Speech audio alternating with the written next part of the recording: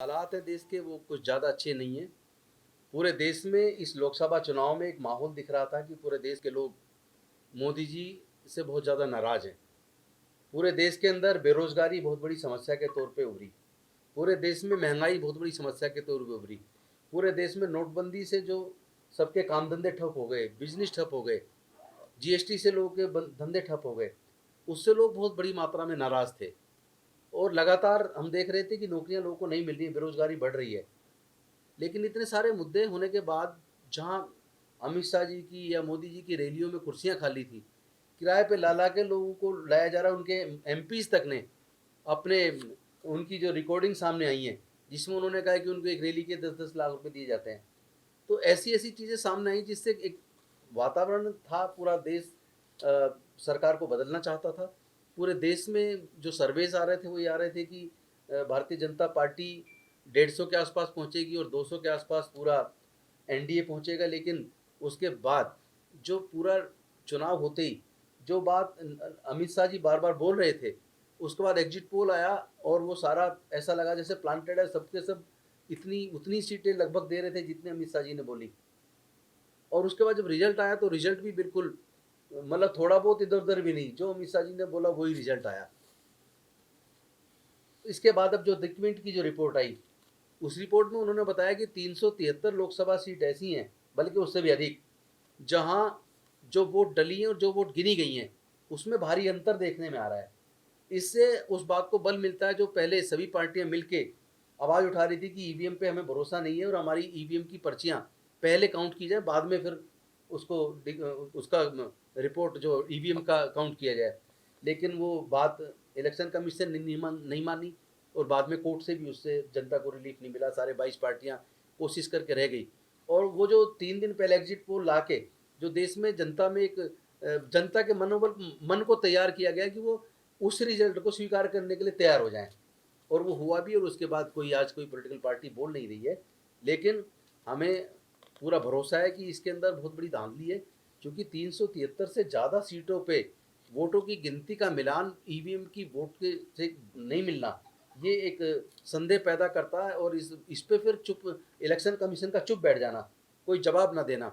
तो ये आज जो सारी संस्थाएं जिस तरह पूरे तरीके से दबाव महसूस कर रही हैं, इसके ऊपर संविधान बचाओ संघर्ष समिति एक कमेटी गठित करेगी।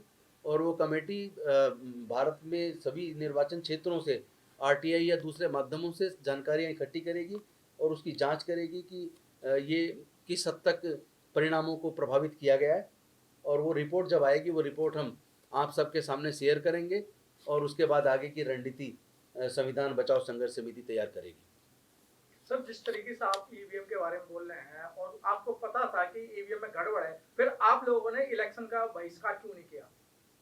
इलेक्शन का बहिष्कार एक आदमी के करने से उसका रिजल्ट आने वाला नहीं है। मुझे लगता है कि हमारी जो दिशा है, हमारी दिशा अपनी जगह ठीक थी और सभी पॉलिटिकल पार्टियों ने भी प्रयास किया, कोर्ट तक भी गए लोग। इलेक्शन कमीशन, लोग पहले जाते हैं, कानून का दायरा ही तो चुनेंगे, संविधान के तरीके से तो आगे बढ़ेंगे। संविधान के खिलाफ जाके थोड़ा ना काम होता है। तो संवैधानिक जो रास्ता था, पहले इलेक्शन कमीशन के पास जाना, और वो अगर स्वीकार नहीं करता है तो उसके बाद सुप्रीम कोर्ट जाना।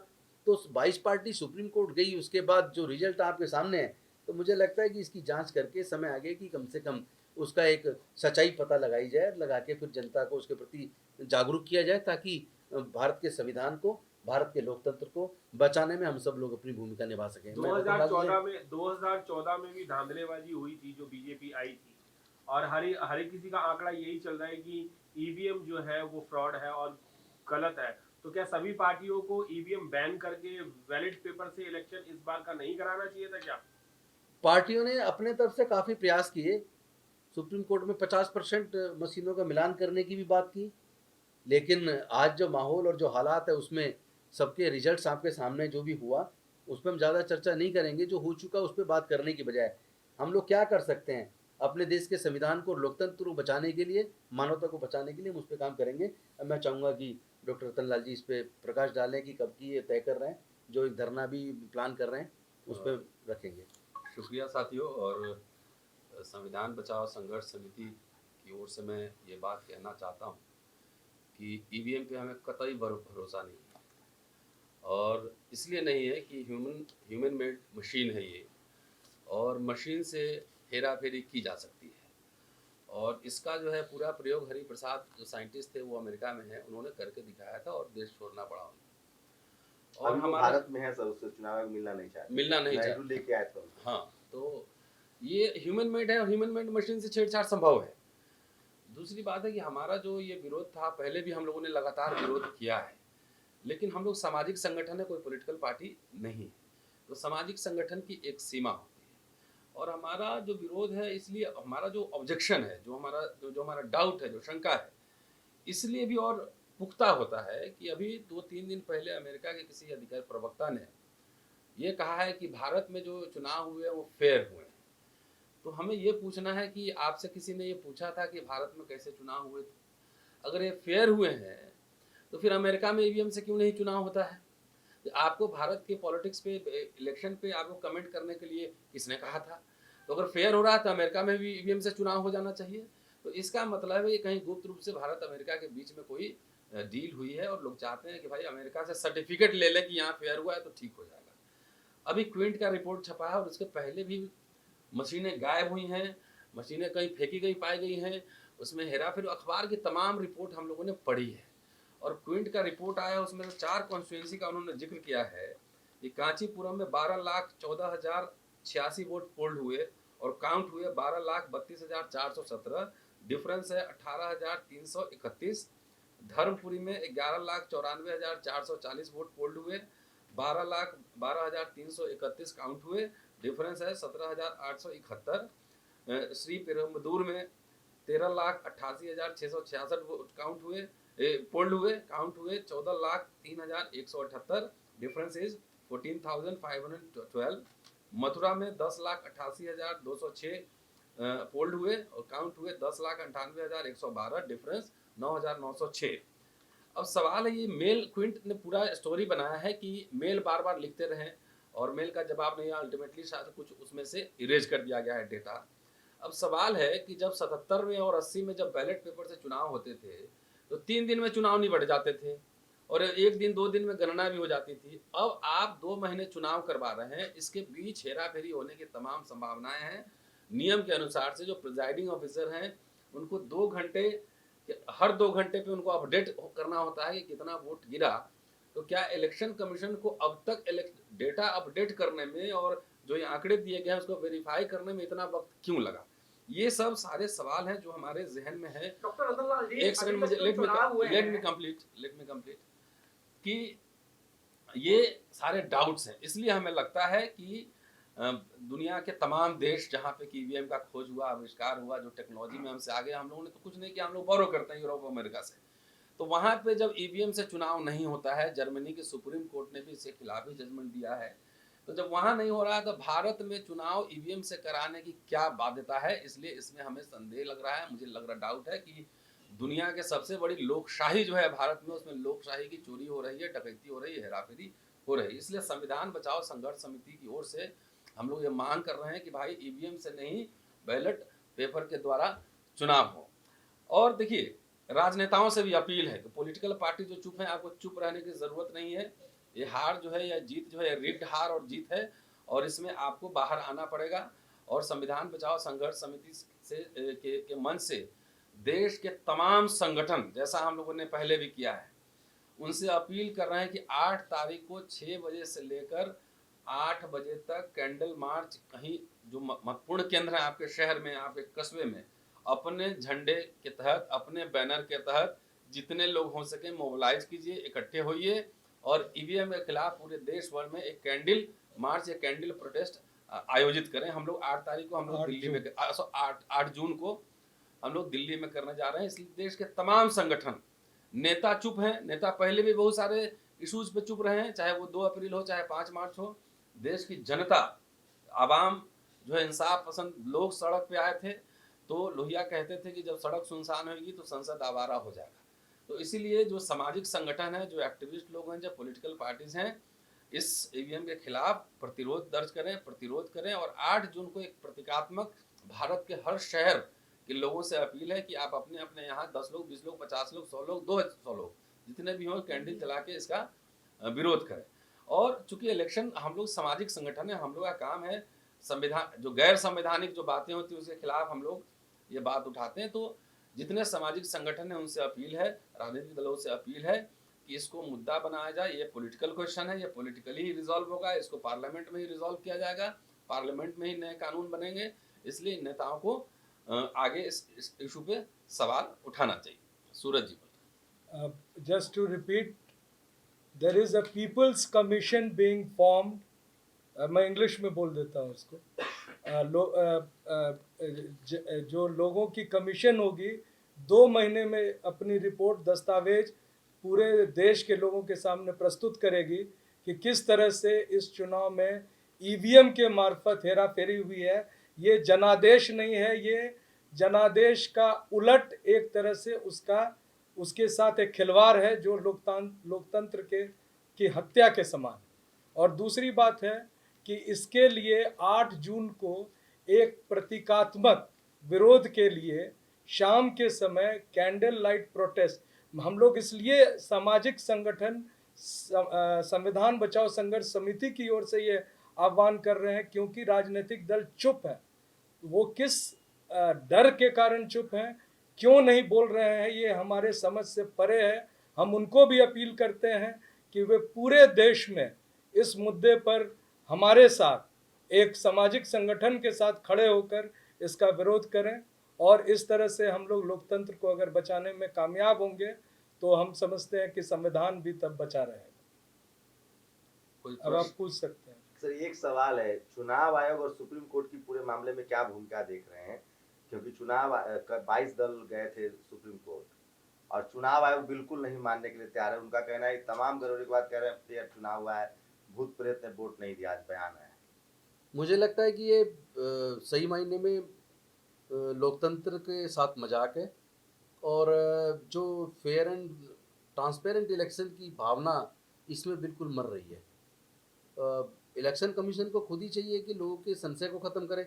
अगर जर्मनी के अंदर जर्मनी की कोर्ट में 2 लोग जाके ये कह सकते हैं कि हमें ईवीएम पे भरोसा नहीं है और 2 लोगों की बात को मानते हुए फेयर एंड ट्रांसपेरेंट इलेक्शन स्थापित करने के लिए वहाँ की कोर्ट ने ईवीएम को खारिज करके और मतपत्र के द्वारा चुनाव कराया, तो फिर भारत का निर्वाचन आयोग क्यों इस लोगों के संदेह को ख़त्म करने की दिशा में आगे नहीं बढ़ता है?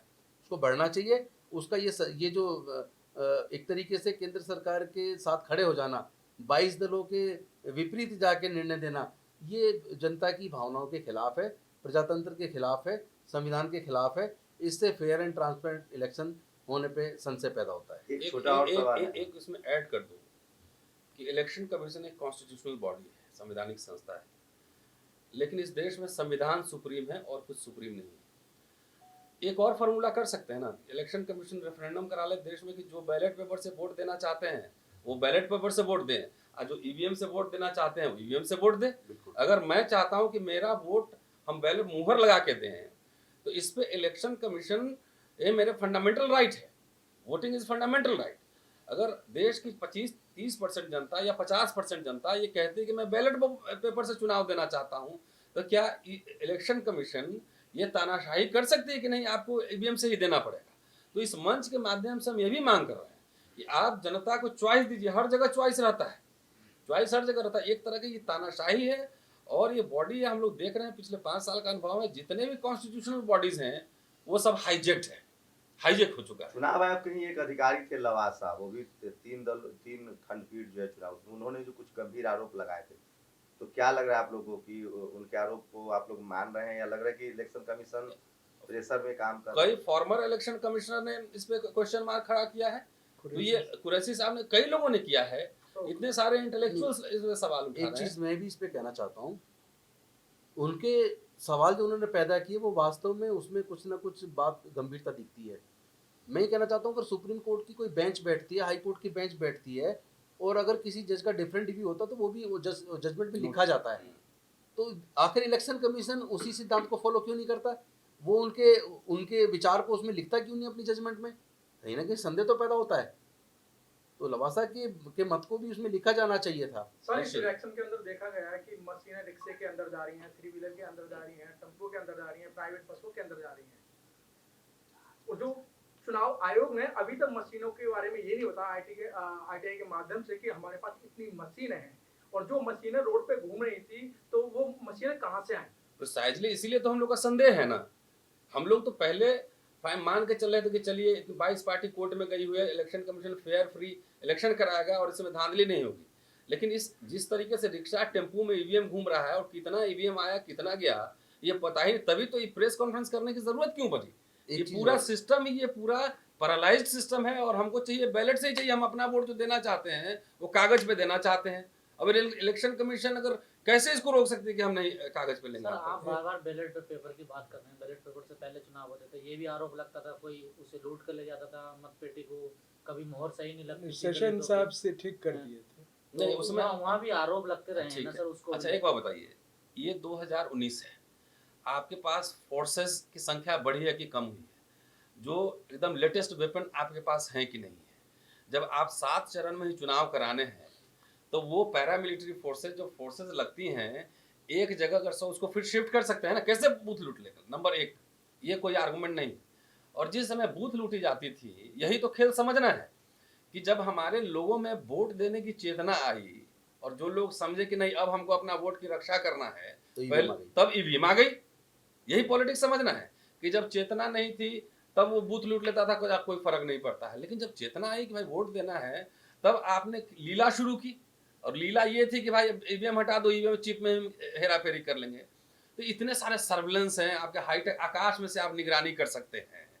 तो कैसे कोई आप ऊपर से पूरा मूवमेंट पुलिस में जानता हूँ कैसे पुलिस काम करती है, थोड़ा बहुत आइडिया हम लोग को है कैसे सर्विलांस करती है, कैसे वो देखती रहती है, आपको आकाश में से निगरानी होती है। तो इतने सारे फोर्सेज आ गए, लेटेस्ट टेक्नोलॉजी आ गए, सब कुछ आ गया, तब कैसे बूथ लूटा जाएगा? आप तो वैधानिक तरीके से हमारा वोट लूट रहे हैं, आप आरोप लगा रहे हैं। एक चीज हो रहा है, 2014 का इलेक्शन ले लो, उससे पहले का ले लो, तब कभी इस तरह की शिकायत नहीं है कि मशीन कोई 3 व्हीलर में लेके जा रहा है, कोई कहीं जा रहा है। ये तो पहली बार हुआ है। ये तो आश्चर्यचकित करने वाली बात है। मशीन तो बहुत कड़ी निगरानी में हमेशा ले जाई जाती है।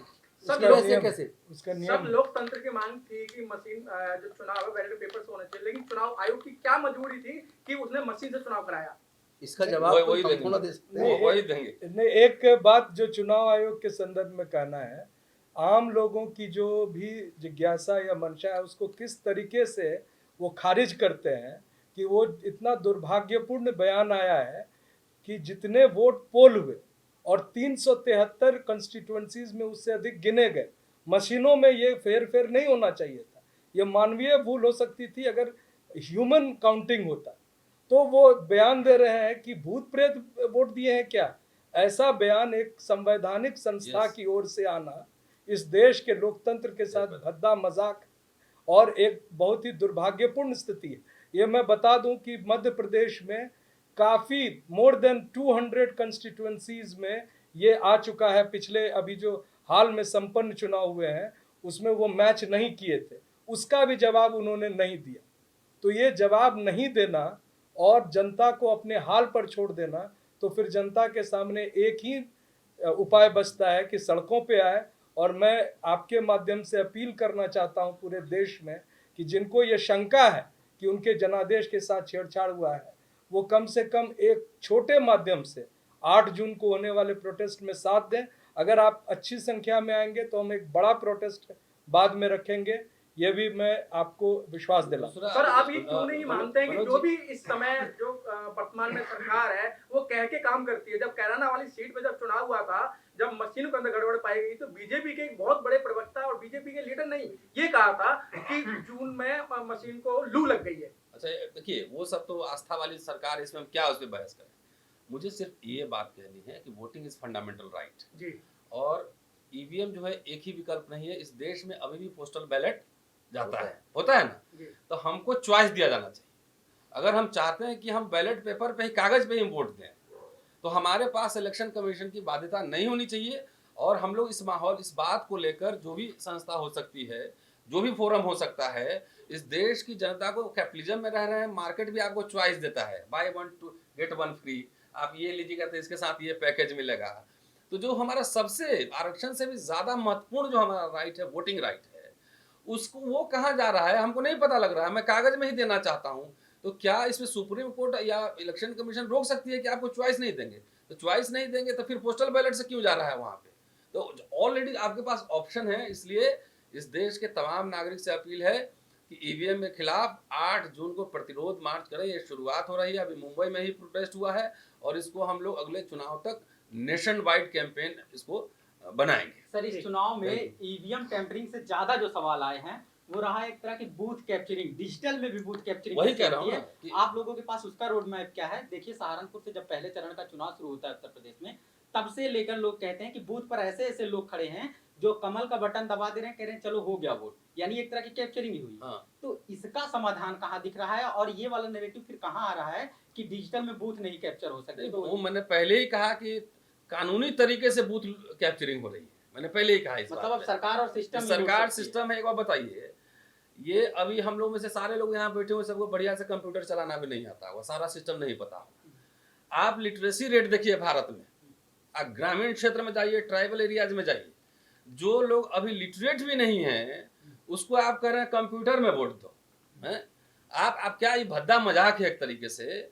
और जितने हम आंकड़ों के आधार पे बात कर रहे हैं, अगर आंकड़े अगर कह रहे हैं सारे इंटेलेक्चुअल्स, फॉर्मर इलेक्शन कमीशन, अखबार, तमाम रिपोर्ट्स अगर इसके ऊपर सवाल उठा रहे हैं, तो इसलिए ये प्रेस कॉन्फ्रेंस करने की जरूरत पड़ी कि अगर ईवीएम में वहां पे तो बहुत सारे सरकारी लोग काम, मुझे बहुत सारी खबर है अधिकारी लोग ही बटन दबा दे रहे थे, ऐसे भी खबर आ रही है। वही सूरज मंडल जी ने जो कहा तो कि इसलिए बूथ ने वोट नहीं दिया तो 6 बजे के बाद जो बूथ बनते थे, क्या आप लोगों को, सामाजिक कार्यकर्ताओं और विपक्ष के नेताओं को पता है 6 बजे के बाद कौन वोट करता था? भाई हमारे पास कोई एजेंसी थोड़ी है, वो तो सरकारी एजेंसी पूरी रिगिंग हुई है ना, यही बात तो कह रहे हैं।